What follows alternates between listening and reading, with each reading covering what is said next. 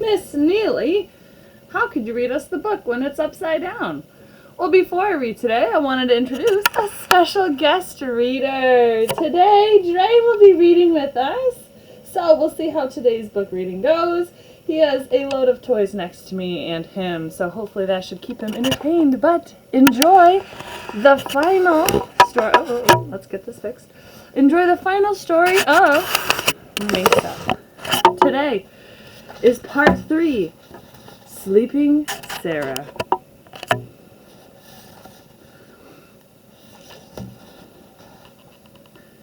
Once upon a time, there lived a king and a queen who ruled over the land of Pharycia. They were not the best of rulers. Harsh winters and dry summers had led King Imad and Queen Shiva to tax their people highly, without relief, and the people of Pharycia could barely make ends meet. There were some who tried to hide crops or save their pennies from the tax collectors, but even that was not enough. The king was a short man with dark hair and darker eyes. The queen was tall, with fiery red hair and hazel eyes. Everyone thought she was a beautiful woman, but as time passed, her face grew sadder and sadder, for after years of marriage, the rulers still had no children.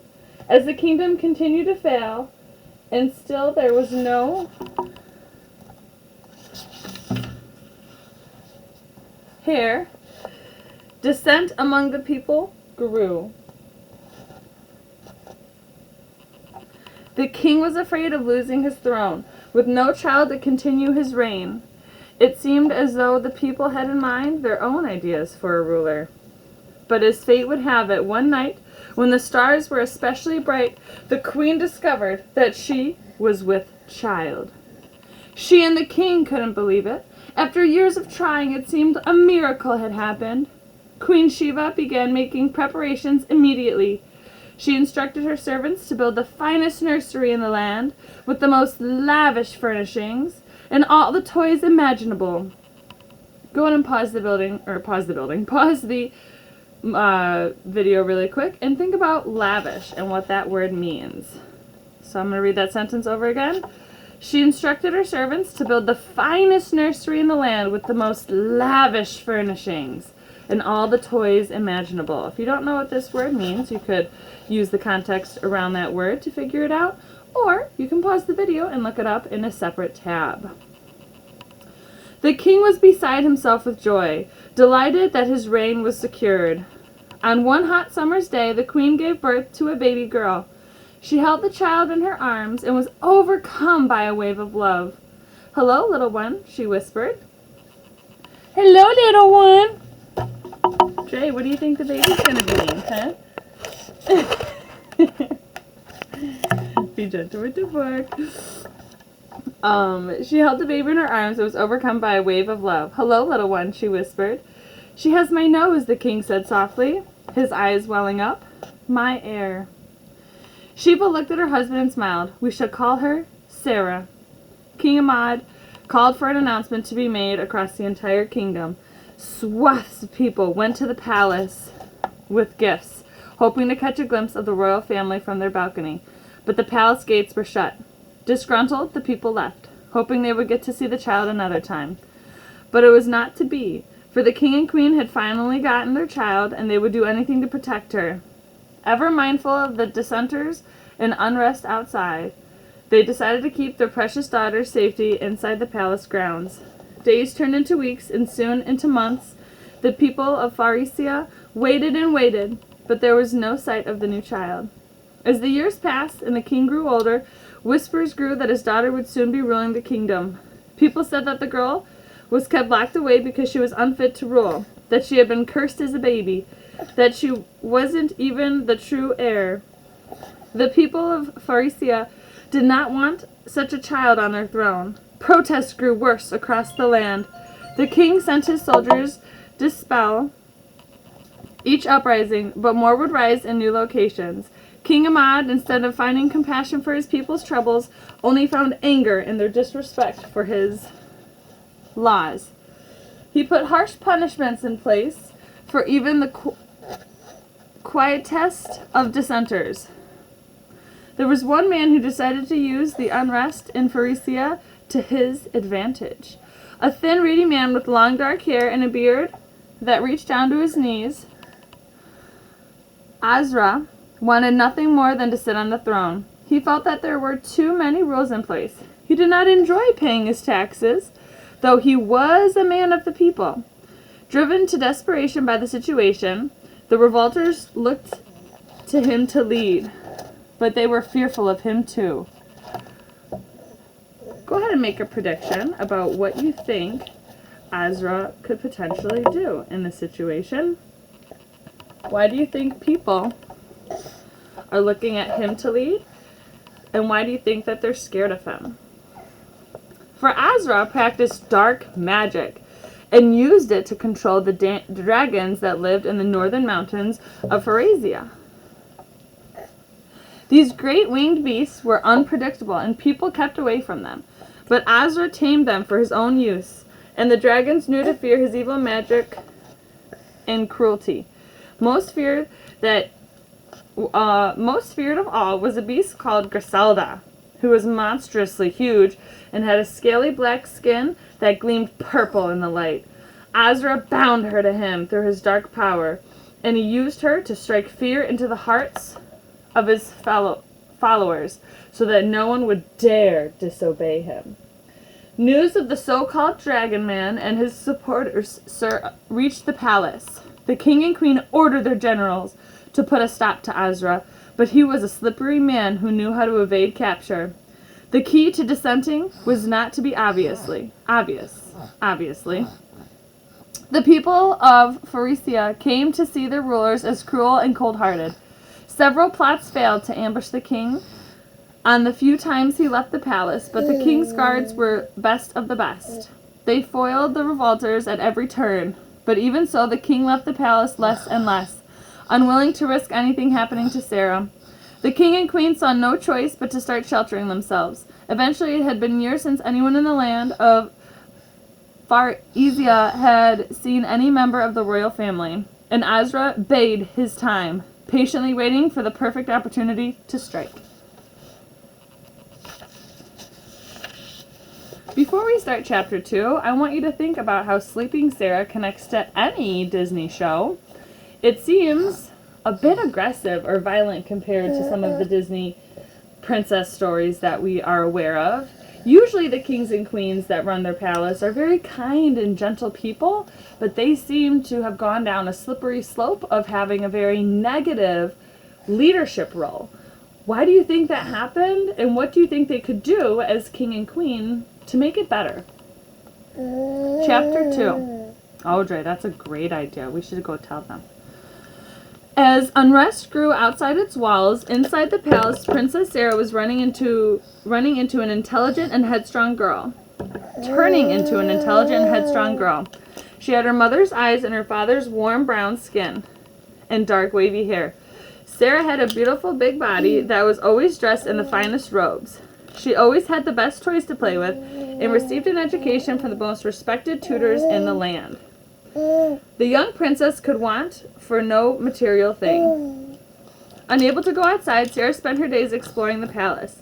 She was an adventurous girl who passed all hours of the day and night roaming the vast corridors and huge empty rooms. She had a particular fascination with the dungeons and loved how dark and damp hallways were always lit by wax candles that cast long, scary shadows as she walked.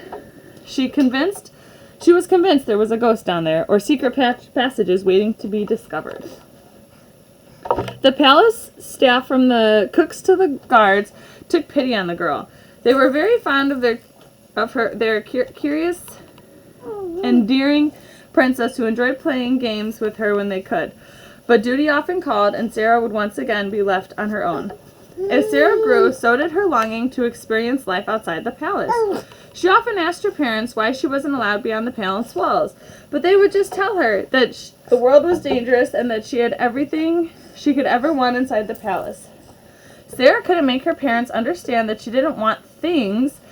She had thoroughly explored the entire palace. She knew the various courtyards inside and out, the secret rooms, the kitchens where she could get extra treats. What she wanted more than anything was an adventure. How do you think you would be in Sarah's position? Thinking of how you grew up, I'm pretty sure not too many of you are prince or princesses. So if you lived her lifestyle, what do you think you would crave? Adventure? Now, think of the opposite way. Growing up how you have grown up, would you like to be in a position like Sarah? The one time of the year that Princess really looked forward to was her birthday, for the king and queen knew that their beloved daughter was lonely, so they did everything they could to make the occasion extra special. They had spent weeks and weeks preparing for Sarah's upcoming birthday, and everything was set for a magnificent party. Of course, the guest list was small, but no cost was spared. The evening before the celebration, Sarah was caught trying to peek at her cake and was shooed out of the kitchen by the head cook. She ran along the marble floors to the great hall where the servants were setting up decorations, but a guard named Amir caught her snooping and sent her on her way. "Oh, but please, can I just see?" she wheedled, trying to see past Amir as he stood in front of the doors. "Your Majesty, it's meant to be a surprise," he laughed. "Oh, come on," she gave a winning smile. "Please, can I just look a little bit?" "Sarah, what are you doing?" her father called from behind her. Sarah turned around guiltily. "Nothing, Baba. I was just walking." He looked down at her with raised brows. "Really? You weren't trying to sneak into the hall to see the decorations?" "Decorations? What for, Baba?" Sarah said innocently. The king smiled knowingly at her. "Come along with me, young lady." Sarah sighed and followed her father away from the great hall to the study where her mother also sat working. No doubt King Ahmad was about to give her another one of his speeches about behaving more responsibly. "You know, Sarah," the king began, "one day soon you will rule this kingdom." He sat down at his desk. "We will have to increase your education and training so you'll be ready when the time comes." Sarah flung herself into a chair. "It's a lot for one person to rule a kingdom, isn't it, Father? I think you should just keep doing it." Sarah had no interest in ruling. In her daydreams, she liked to imagine a different life for herself. Currently, she was considering being a lion tamer. "I will not live forever, my child," her father replied with a small smile. "You will make an excellent queen, dear," Queen Shiva said over her papers, smiling fondly at her daughter. "The people of Fairytale will be lucky to have you rule them." "But I don't even know who the people of Fairytale are." Sarah sighed and folded her arms. "Will I get to go outside the palace when I am queen?" "Well, you'll get to know them somehow," the king said shortly. "Have you got any more presents that you want? Baba will make anything happen for you." Sarah sensed her father's discomfort. Her parents always got cagey when she mentioned anything to do with the outside. She had been sure they were both about to have a heart attack when she had asked to go to the zoo as a birthday treat last year. Instead, she'd been gifted a number of animals to make her own sanctuary in one of the palace gardens. But Sarah had felt bad for how small a space the animals had. She had quietly freed them. It had taken a number of days for the palace guards to round them all up from the city. Her parents had been furious. "No, I don't want anything else, thank you," Sarah replied, glancing over at one of the globes atop the fireplace. She got up and walked over to it, reaching out a hand to gently spin it, looking at all the different countries across the world as it rotated. She wished she could get out and see some of them. After dinner, Sarah bid her parents goodnight and retired to her bedroom, while the king and queen went to finalize everything for the next day's celebrations. How is the author using the word retired in this sentence?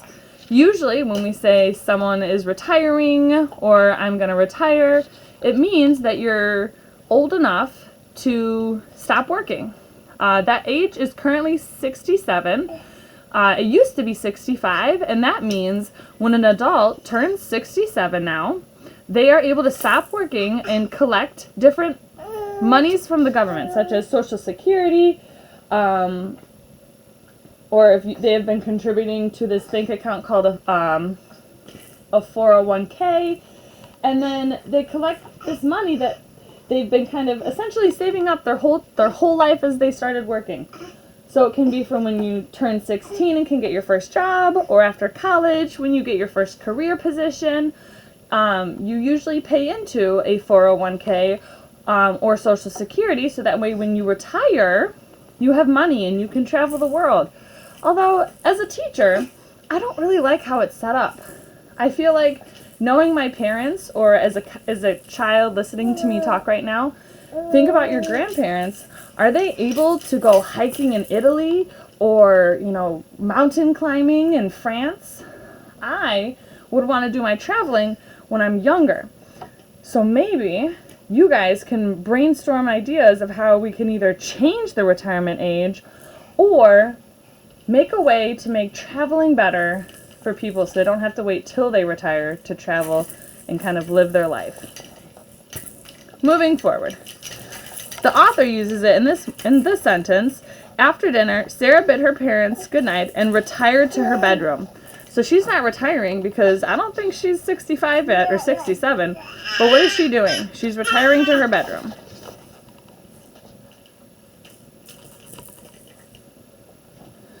Everyone in the palace had been enlisted to help, abandoning their usual posts. Sarah sighed as she changed out of her blue gown and into a more comfortable nightdress.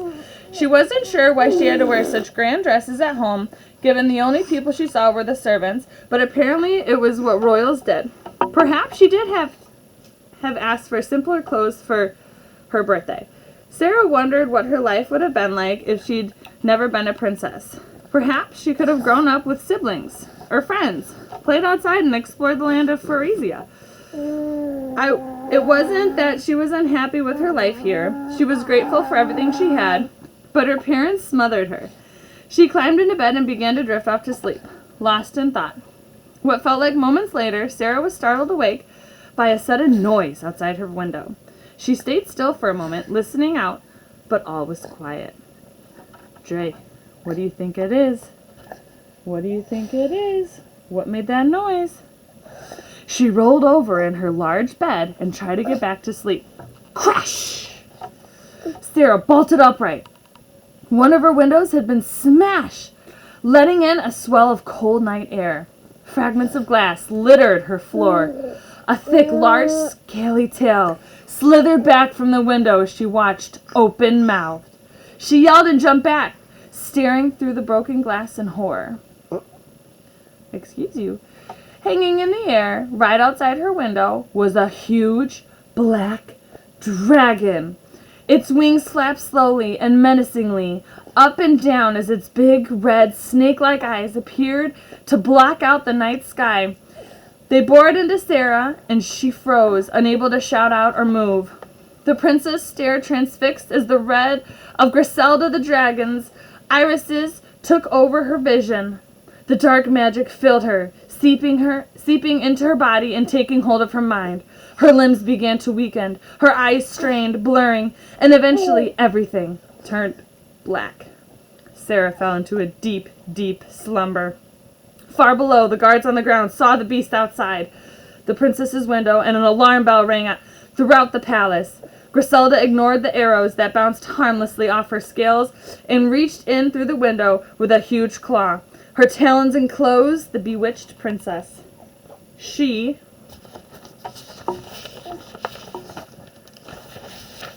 gripped the girl tightly, launched immediately into the sky, flapping her great bat-like wings as chaos ensued in the palace. The king and queen heard the noise and ran without thought towards their daughter's chambers. Panic filled them as they reached her door, only to find her bedroom floor covered in shreds of glass and their precious child gone. Alarm bells were sung across the entire land as the soldiers raided every house, every shop, every inn, looking for Sarah. News of the missing princess spread like wildfire through the land, much to everyone's shock and horror. Not even the most loyal dissenters had known of Azra's heinous plans to steal the princess. Azra himself patiently watched the fire he had set erupt. When he deemed the time was right, he arrived at the palace on the back of a midnight blue dragon. His demands were simple, really. The king and queen were to give up their throne and surrender to him, and Sarah would be returned. King Ahmad and Queen Sheba fearfully agreed, but as soon as their guards stood down, Azra's henchmen threw every last one of them into the dungeon. Azra had lied to them, and he intended that the king and queen would spend the rest of their days locked beneath the palace floors. As the new king of Fairytale, he announced the people would rejoice was announced. The people rejoiced, glad to be free of their terrible rulers. All seemed hopeful at first, but very soon the people of Fairytale came to realize the promises Azra had made to them were empty. As the months passed, bad harvests continued to plague the land, and Azra increased their taxes even more than King Ahmad had done. More and more people were falling into poverty, but no one dared to stand up to Azra, with his fearsome dragons constantly prowling the skies. King Ahmad and Queen Shiva wasted away in their dungeon, hoping and praying for some news of their daughter, not knowing that far, far away, a sleeping Sarah lay in darkness. Wow, that was an intense chapter. Go ahead and reflect on what we just read, thinking about dungeons and where Sarah could be and what could happen next with the ruler, Azra. Just going to reposition. Oh, baby. I know. It's okay. There you go. Okay. Chapter 3.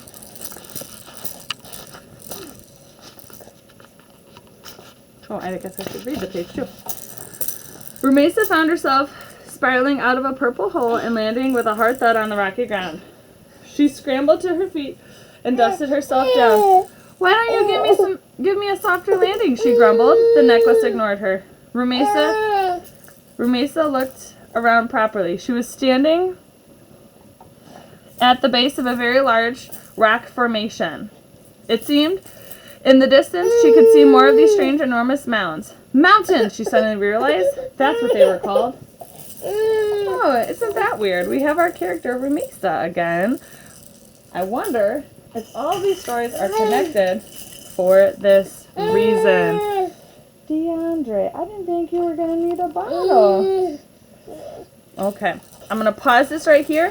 I want you to brainstorm a connection to Rumaysa from the first chapter and think about how she's going to be connected in this chapter. Give me 1 minute. I'll be right back.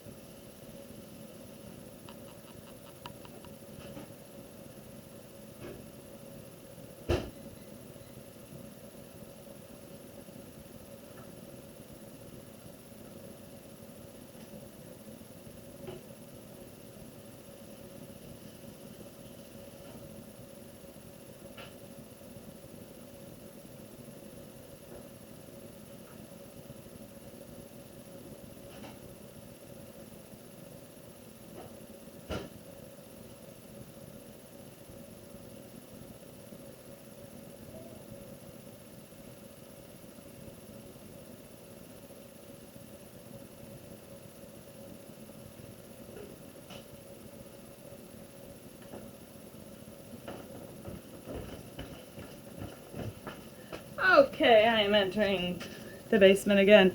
I should have encouraged you to go grab a snack or get a drink of water or run to the bathroom or even encourage you to skip ahead a minute because that was about as long as it took me to make this lovely bottle for Dre. Now that we are back though, we are going to continue reading chapter 3, or I might just start from the very beginning of chapter 3 where we had Rumaysa enter into our story of Sleeping Sarah. So, now that we are ready to go, we are eating and listening to the story. Here we go, chapter 3, Sleeping Sarah. Rumaysa found herself spiraling out of a purple hole and landing with a hard thud on rocky ground. She scrambled to her feet and dusted herself down. Why didn't you give me a softer landing? She grumbled. The necklace ignored her. When I read that the first time, I was like, wait, what? And then I realized I said Rumaysa instead of Sarah. Because then what I thought about too was, how is she falling if she's sleeping? And then I was like, oh, because the necklace belongs to Rumaysa and she's princess saving. Anyways, Rumaysa looked around properly. She was standing at the base of a very large rock formation, it seemed. In the distance, she could see more of these strange, enormous mounds. Mountains, she suddenly realized. That's what they were called. Wow, she breathed. It was rather beautiful, standing in a valley surrounded by mountains, with the clear blue sky above her. She was just enjoying drinking and all the scenery when the necklace gave a tug in her hand. Rumaysa reluctantly looked down. It was leading her towards a trail that began at the very bottom of the mountain. She glared at the necklace again. You better find me my parents, or I'm putting you in the bin. The necklace crackled, stinging her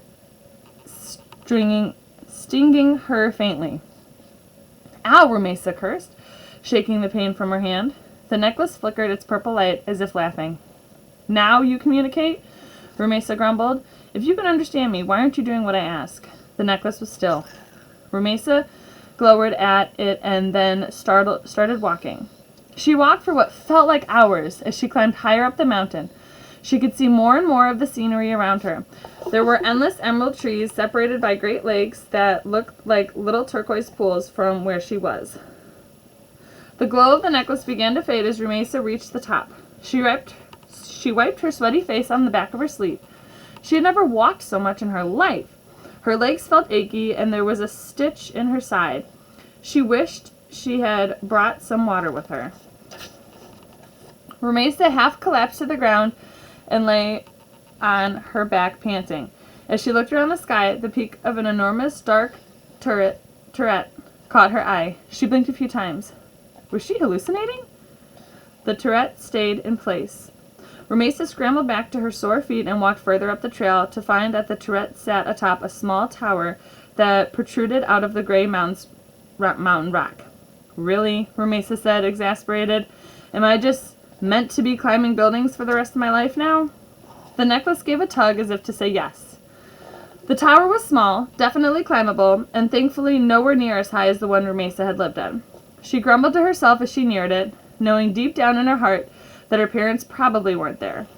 When she arrived at the foot of the tower, Rumaysa looked for a door of some sort, but there was nothing except a lone window right at the top. Do all evil people just like towers and one window? She said out loud, feeling quite frustrated by now. What's the point of being evil if you're not going to be creative about it? The tower was made of large, mismatched stones, which looked a bit unstable. Here goes nothing, Rumaysa muttered, putting the necklace on once more. She began to climb, grabbing onto the stones that stuck out, trying to hold her footing on any gaps in the wall. She wished that Zabina were with her. Somehow things seemed easier to bear with a friend to share the load. Pause right there. Think about her friend Zabina, and think about a friend in your life. You can think about that friend at a time you had a challenge, and how that person made it easier for you to overcome it. Some things are easier with friends, which is why it's so great to have some. As Rumaysa neared the top, she noticed a deep sort of rumbling sound. She looked around in confusion, but couldn't see where it was coming from. Cautiously, she kept climbing, but froze just as she reached the window. The dark turret of the tower she'd seen before was scaly, with purple streaks. It looked as it was moving up and down, as though it were breathing. Rumaysa squinted. Was the turret snoring? A soft trail of fire came spiraling out of the other side of the tower. Rumaysa yelped and almost lost her footing, realizing with horror that the turret was actually a massive creature. It was dark and scaly, with large wings folded by its side, huge talons on its legs, and a thick tail that was curled possessively around the top of the tower. Rumaysa gasped. Gate. She ran through the various stories in her mind as she tried to place it. Dragon, she whispered after a moment.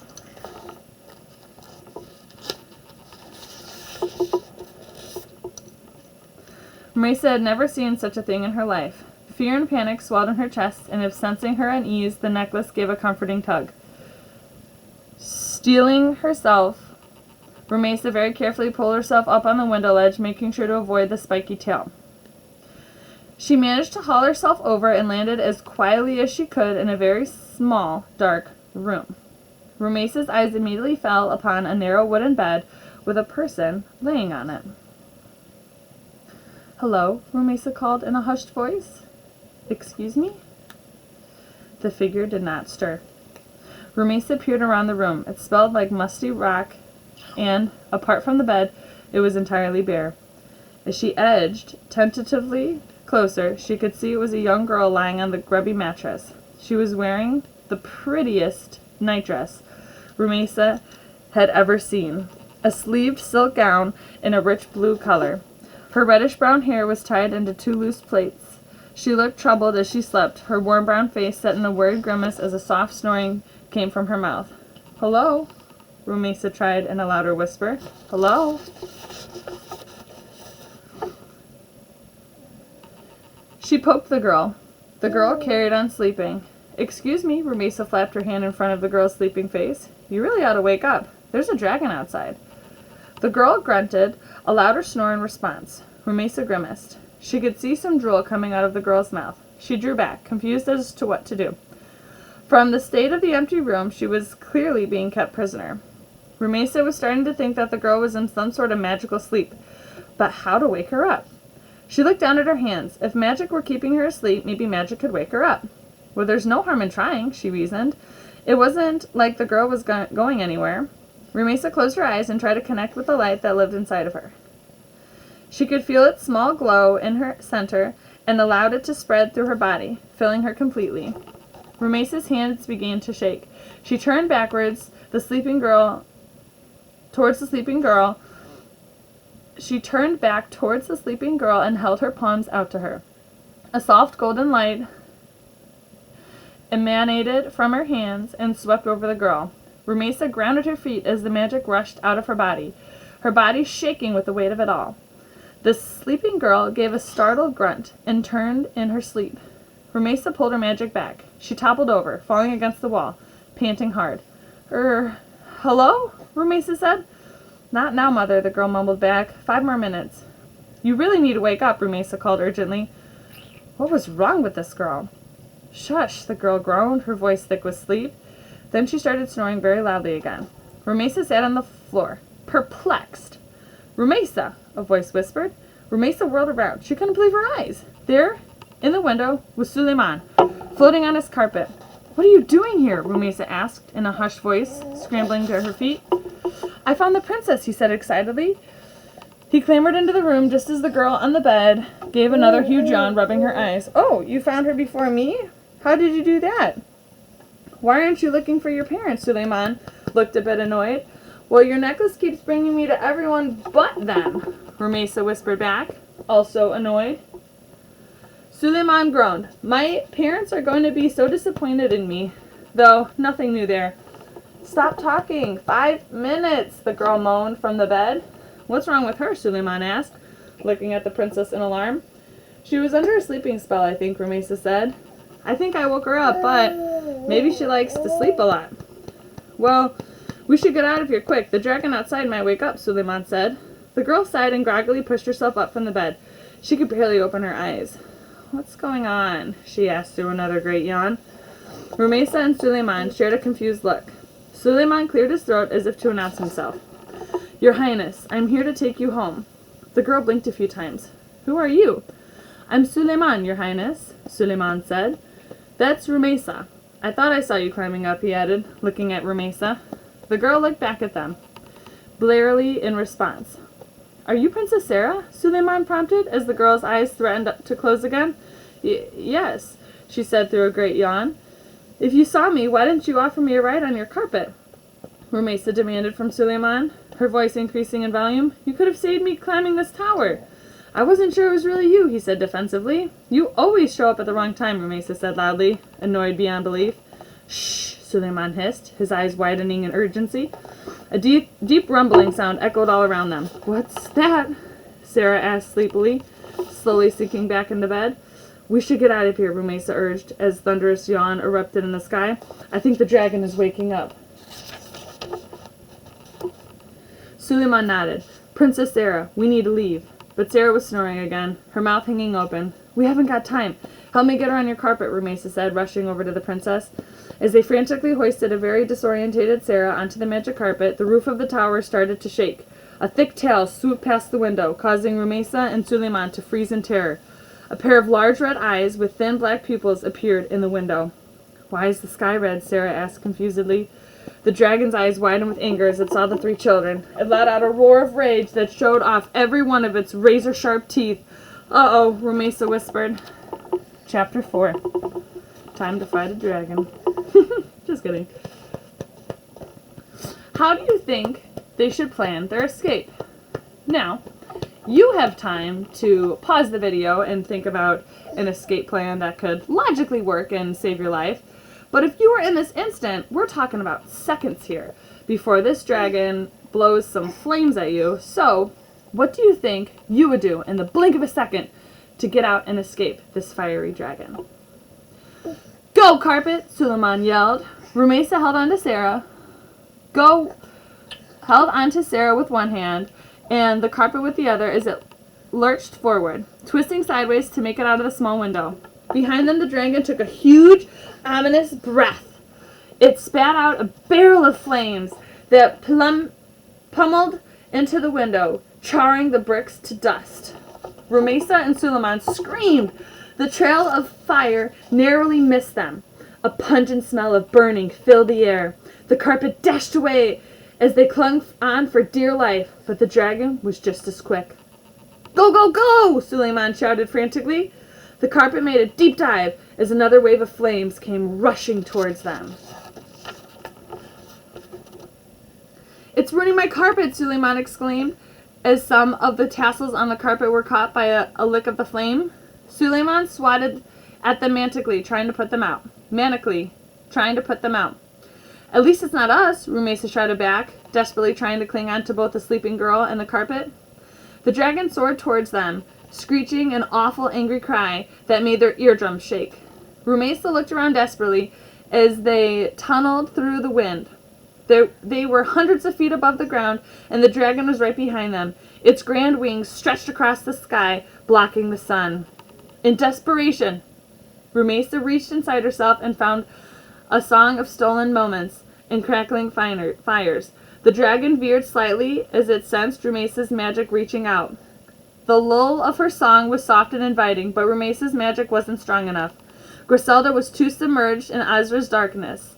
The dragon's red eyes flashed in rage as she closed herself off to Rumaysa, who yelled as a spark of pain fizzled through her mind. She hastily stopped humming. Griselda roared in fury, breathing another wave of flames at the flying children. The carpet dived down through the clouds. Rumaysa cried out as she almost lost her grip on Sarah, and Suleiman's brown face paled with fear. How do we get rid of it? He yelled, his eyes blurring as the wind viciously whipped at them. Below, the vast lakes and forests were a blue and green blur.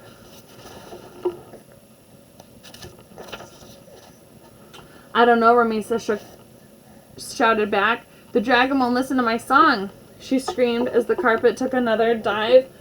A wave of heat filled the air as Griselda shot her fiery blaze at them. This time, they were not so lucky. The trail of flames caught one end of the carpet, and it jerked, spiraling uncontrollably as the black edge of the rug became engulfed. They cried out as they lost their grip and fell, spinning towards the earth, screaming as they plummeted. They landed in a lake with a loud splash. Rumaysa gasped for air as water blurred her vision. She coughed and choked as she desperately tried to stay afloat, struggling to breathe. She didn't know how to swim. She was gonna drown. Rumaysa, the carpet, Suleiman cried from nearby. She barely had a moment to register what he said before the carpet appeared above her head. Desperately flinging out a hand, she managed to grab onto its edge, letting it pull her towards the shore. She collapsed on the earth, choking up water as the carpet went back for Suleiman, who was trying to stay afloat with Sarah. Rumaysa was busy coughing on the ground when she heard 2 loud thuds beside her. Sarah and Suleiman had tumbled off the carpet, gasping for breath. What is going on? Sarah spluttered, finally fully awake. Being thrown into a lake and nearly drowning would do that to someone. A loud screech echoed as another tunnel of fire came barreling towards the magic carpet, engulfing the remaining half in flames. Suleiman looked in horror as his beloved carpet was burned to ashes before his own eyes. We need to hide, Rumaysa said, fear sending goosebumps all over her skin. She wiped her streaming eyes and scrambled up. Suleiman and Sarah followed suit. 3 of them tore off towards the tree lines lining the edge of the lake. None of them have ever moved so fast in their life. Griselda's trail of fire just missed them as they disappeared into the wood. The dragon dived down, skinning on the muddy ground as it tried to grab the children with its yellow talons.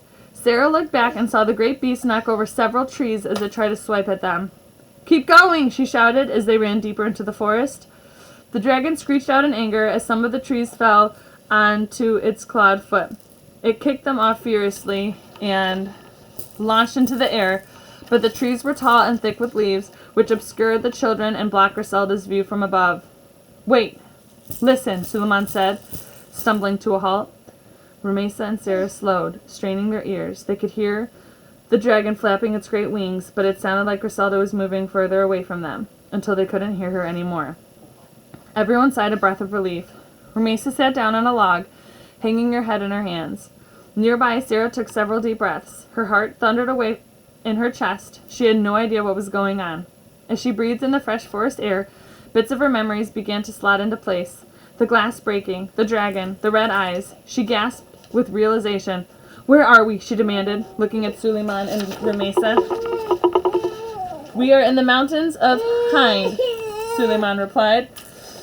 It's not far from Fairytale if you can fly." His face crumbled and tears welded in his eyes. "I'm sorry about your carpet," Rumaysa said softly. She knew what it felt like to have something treasured so dearly taken away.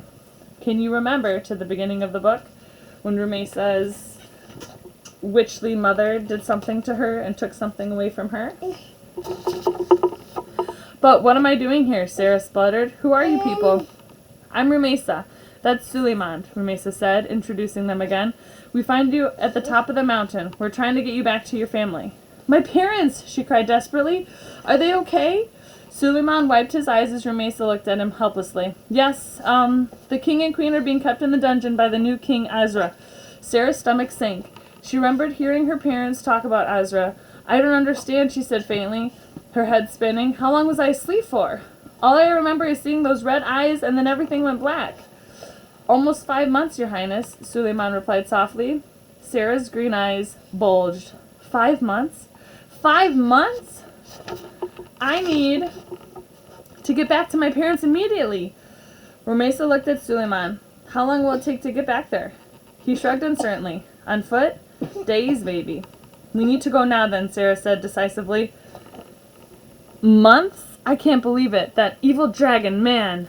Rumaysa sighed, holding back tired and angry tears that threatened to swell in her eyes. This was not what she wanted to do. Sarah noticed the other girl's discomfort. "What's the matter with you?" She really meant well, but Sarah was a princess who had very little interaction with people who weren't her servants. At best, her tone could be blunt.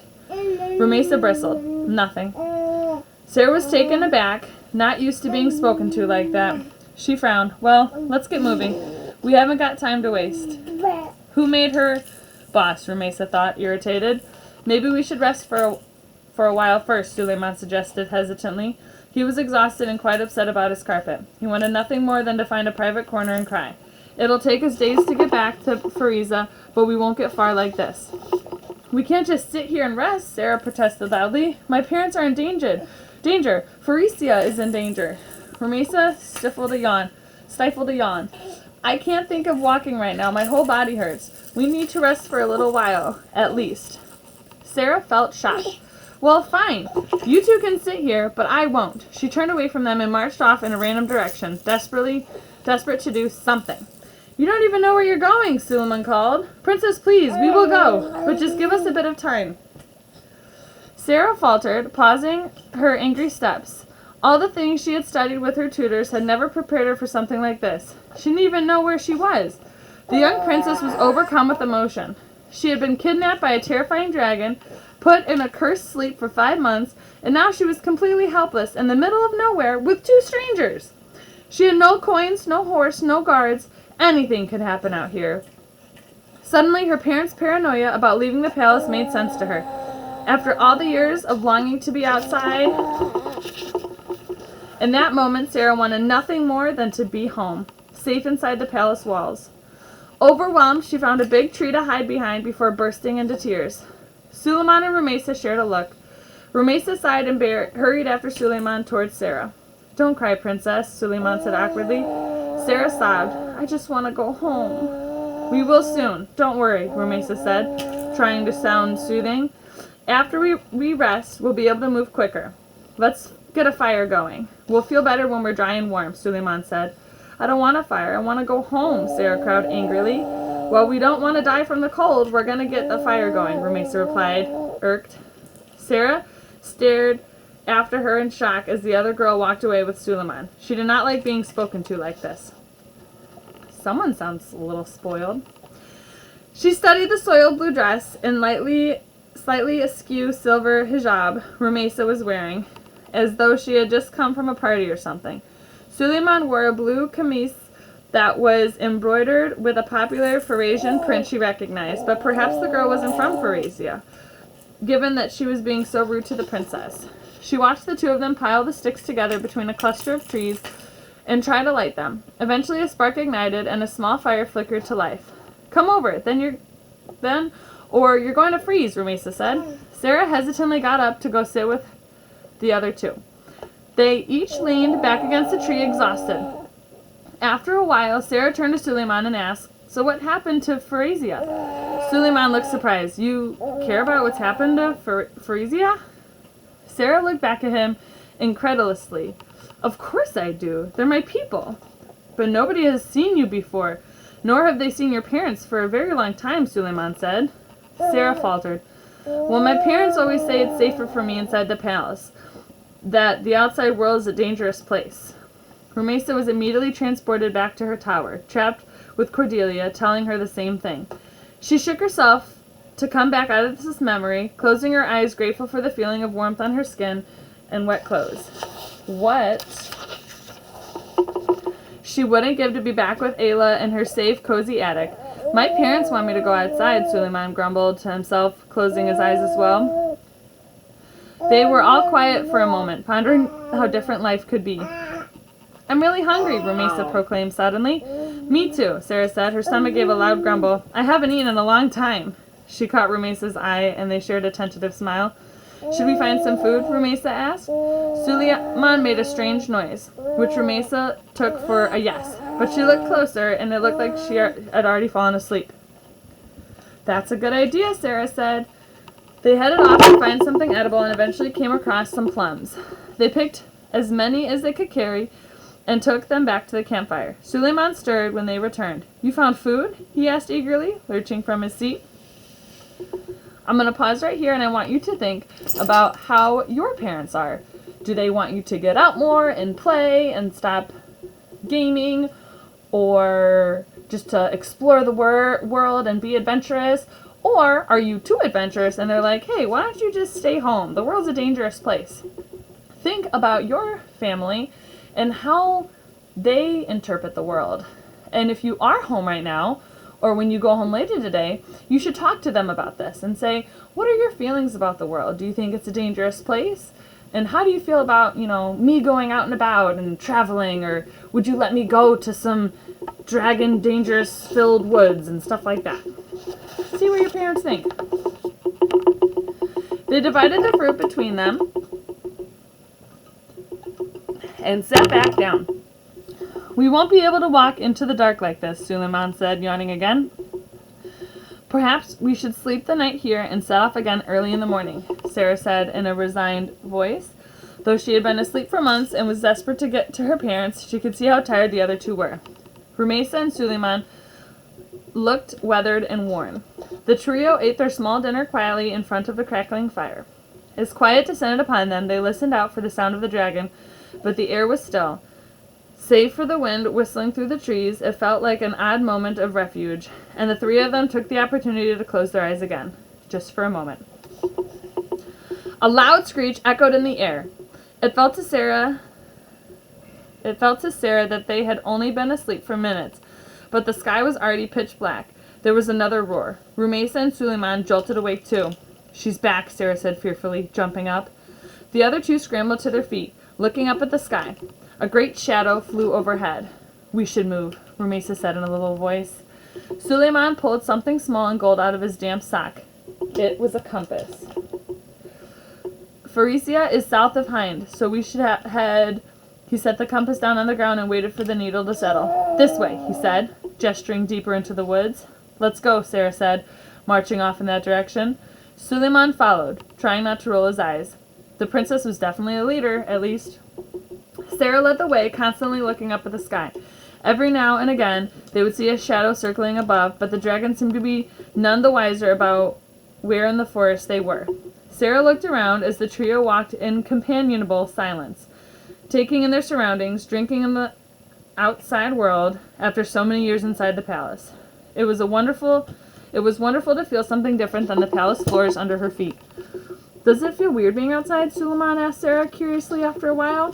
Not really, Sarah said, pretending she felt braver than she did. It's nice to be on my own adventure.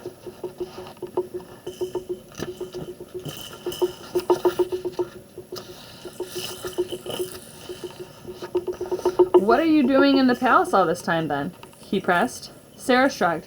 I was tutored. I played with the staff and explored the palace a lot. My parents were always worried something bad would happen to me out here, but I think they're just a bit too protective. There are always bad things wherever you go, Suleiman said, but there are good things too. Take Rumaysa, for instance. She was locked in a tower, but then she got out, and now we're friends. So, good and bad, right? He looked at Rumaysa with an earnest smile. Rumaysa smiled back. Yes, good and bad. You were locked in a tower? Sarah repeated, staring at Rumaysa with wide eyes. Why? Rumaysa spent the next 5 minutes filling her in on the life in the tower and the witch and her escape. Wow, and you escaped by yourself? How brave, Sarah said, with a pang of jealousy. Above them, the dragon screeched louder than before. Suleiman jerked as a shadow passed over their heads. They froze, but the dragon carried on flying, its screeches getting further away. Hey, I'm trying to read here, buddy. You gotta be quiet. It's still looking for us, Suleiman said, shivering. Let's keep moving, Sarah said, quickening her pace. Dawn was breaking across the forest of Hind, searing pinks and blues lighting the morning sky. The trio were exhausted, but Griselda still loomed above them. Sarah was about to suggest they stop for a rest, but as she opened her mouth, she caught an odd scent in the air. Can anyone smell that? Smell what? Said Rumaysa and Suleiman together. It smells like burning, Sarah replied slowly. All three of them sniffed and caught a distinct smell of burning wood. It's coming from behind, Rumaysa said, looking back as a familiar loud screech rang overhead. The dragon! Suleiman cried. They saw tendrils of black smoke snaking through the air and a flickering of orange in the distance. It's trying to smoke us out, Sarah said, horrified. We need to run, Suleiman yelled. The three of them tore off, stumbling as they fought to keep their footing on the uneven forest floor. Above them, sunlight beginning to stretch across through the thick canopy of trees was another terrifying screech sounded in the air. She's getting close, Sarah shouted. Suleiman was panting hard. I know, this is getting intense, Dre. I can't. We're getting scared over here. We can't keep running. Swatches of forest behind them had disappeared into smoke and flame, but ahead of them the trees were beginning to thin out. The children stumbled into a clearing. Gasping for breath, the air was clearer here, but it meant that the chase was over. Griselda could finally see them. She gave a triumphant roar, and a ball of fire came barreling towards where they had been a few moments ago. Hide, Rumaysa hissed. The three of them leaped behind different trees, crouching down as the dragon tried to zero in on them. Rumaysa, is there anything you can do? Suleiman whispered. Rumaysa looked back at him, panicked. It doesn't respond to my magic. Try again, he begged as the dragon swooped down, landing with a squawking thud on the forest floor. This time, there was no escape. Griselda growled, scoring the trees in search of the children as swells of orange and red fire blazed behind her. Rumaysa was frightened. The heat from the burning trees was starting to hurt, and her skin felt hot and tight, but she had to focus. Sarah and Suleiman needed her. She closed her eyes and reached deep into her magic, letting the light soak its way through her. She held out her hands as she looked up through the trees and smoke to the dragon and tried to touch it with her magic. The dragon recoiled suddenly as if it had been burned. It roared in protest, but Rumaysa tried again, more gently this time. Sarah and Suleiman watched with wide eyes as Rumaysa stepped out from behind the tree. She was now in plain view of the dragon. "Rumaysa, what are you doing?" Sarah hissed. "Get back!" But Rumaysa was so deep in her own magic that she couldn't hear her. Something felt different this time. "I'm not trying to hurt you," she thought. Griselda pulled back, trying to resist, but Rumaysa could sense the dragon's hesitance in doing so. Oh.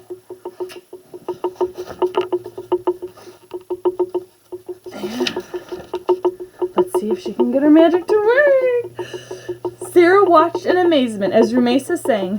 The great beast seemed to writhe, as if to shake her song off, but Sarah could see it was affecting her. There was a golden glow emanating from all around the girl, as if she were a star lit up. Was she an angel? She had a few words to say to her parents when they were all safe again. The outside world was incredible. When Rumaysa next reached out, the dragon allowed the magic to touch her. Rumaysa sensed its lulling the dragon into a softer frame of mind. After years of being treated viciously by Azra, Griselda was caught off guard by how the gentle Rumaysa felt. Slowly, the great dragon lowered her head and bowed in front of the girl, her wings folding in, knocking a few trees over in the process. Suleiman shrieked with fear, and Sarah shrank back as the red eyes loomed. Rumaysa, however, smiled at the dragon. "I mean you no harm," she said, her voice kind and reassuring. Griselda snorted, letting out a small trail of smoke. Her eyes, previously so fierce, gazed at Rumaysa with interest. Rumaysa approached her slowly. Griselda let her come and didn't resist when she put a soft, chapped hand on her head and stroked her gently. The dragon closed her eyes in pleasure. "Are you okay?" Rumaysa asked, sensing the dragon's emotions. Griselda blinked slowly, which Rumaysa took to mean yes. Curiosity pulled Sarah forward, while Suleiman whimpered from behind his tree. Griselda's head turned sharply as the princess approached, and she let out a loud growl. Sarah bristled. "You kidnapped me," she said.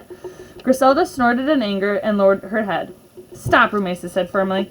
Griselda quietened, but still looked distrustfully at Sarah. Sarah marveled at how the dragon responded to Rumaysa and wished for a moment that she was magic too.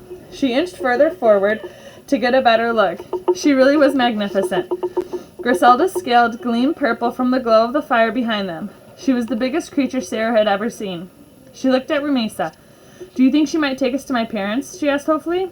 Rumaysa reached out once again towards Griselda. The dragon blinked her red eyes once more.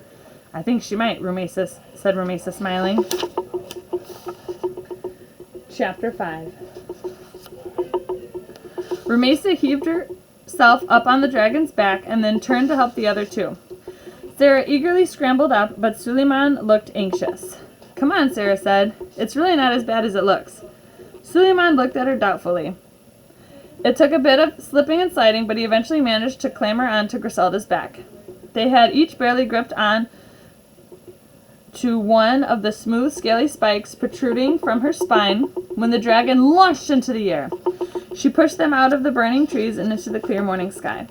The girls cried out in delight while Suleiman clung on for dear life. He was used to flying on his magic carpet, but this felt completely different.